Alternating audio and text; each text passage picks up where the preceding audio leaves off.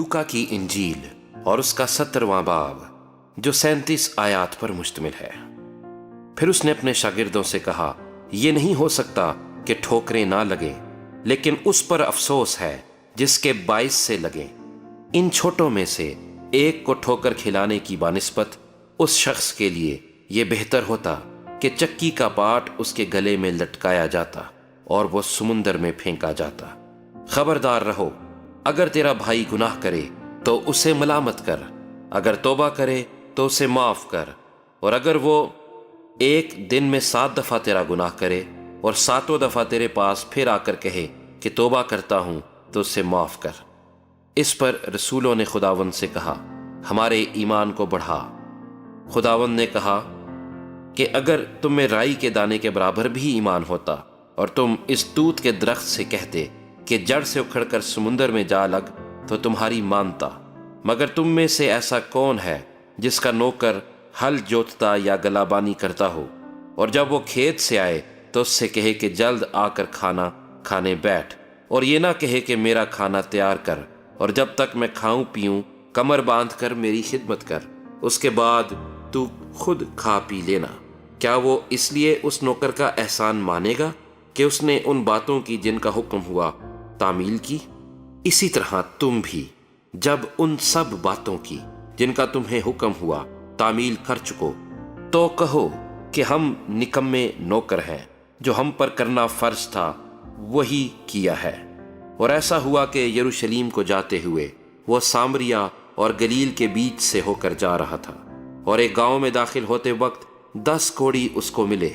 उन्होंने दूर खड़े होकर बुलंद आवाज से कहा, ऐ यीशु, ऐ साहिब, हम पर रहम कर। उसने उन्हें देखकर कहा, जाओ अपने 23 कहनों को दिखाओ। और ऐसा हुआ कि वो जाते जाते पाक साफ हो गए।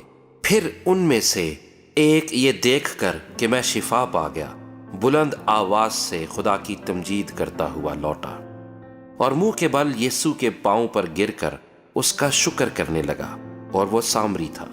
यीशु ने जवाब में कहा, क्या 10 पाक साफ ना हुए? फिर वो 9 कहाँ हैं? क्या इस परदेसी के सिवा और ना निकले जो लौटकर खुदा की तमजीद करते? फिर उससे कहा, उठकर चला जा, तेरे ईमान ने तुझे अच्छा किया है। जब फरीसियों ने उससे पूछा कि खुदा की बादशाही कब आएगी, तो उसने जवाब में उनसे कहा कि खुदा की बादशाही ज़ाहरी तौर पर ना आएगी, और लोग ये ना कहेंगे कि देखो यहाँ है या वहाँ है, क्योंकि देखो खुदा की बादशाही तुम्हारे दरमियान है।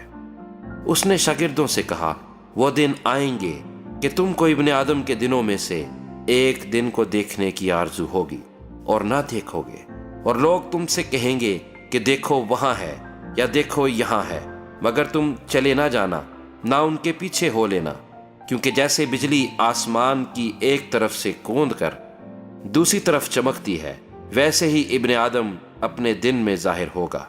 लेकिन पहले जरूर है कि वो बहुत दुख उठाए और इस जमाने के लोग उसे रद्द करें, और जैसा नूह के दिनों में हुआ था उसी तरह इब्ने आदम के दिनों में भी होगा कि लोग खाते पीते थे और उनमें ब्याह शादी होती थी, उस दिन तक जब नूह कश्ती में दाखिल हुआ और तूफान ने आकर सबको हलाक किया।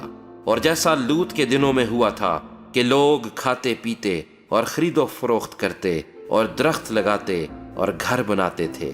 लेकिन जिस दिन लूत सदूम से निकला, आग और गंधक ने आसमान से बरसकर सबको हलाक किया। इब्ने आदम के जाहिर होने के दिन भी ऐसा ही होगा। उस दिन जो कोठे पर हो और उसका असबाब घर में हो, वो उसे लेने को ना उतरे, और इसी तरह जो खेत में हो वो पीछे को ना लौटे। लूत की बीवी को याद रखो। जो कोई अपनी जान बचाने की कोशिश करेगा वो उसे खोएगा, और जो कोई उसे खोए वो उसको जिंदा रखेगा। मैं तुमसे कहता हूं कि उस रात 2 आदमी एक चारपाई पर सोते होंगे, एक ले लिया जाएगा और दूसरा छोड़ दिया जाएगा। 2 औरतें एक साथ चक्की पीसती होंगी, एक ले ली जाएगी और दूसरी छोड़ दी जाएगी। 2 आदमी जो खेत में होंगे, एक ले लिया जाएगा और दूसरा छोड़ दिया जाएगा। उन्होंने जवाब में उससे कहा कि ऐ खुदावंद, ये कहाँ होगा? उसने उनसे कहा, जहां मुर्दार है वहां गिद्ध भी जमा होंगे।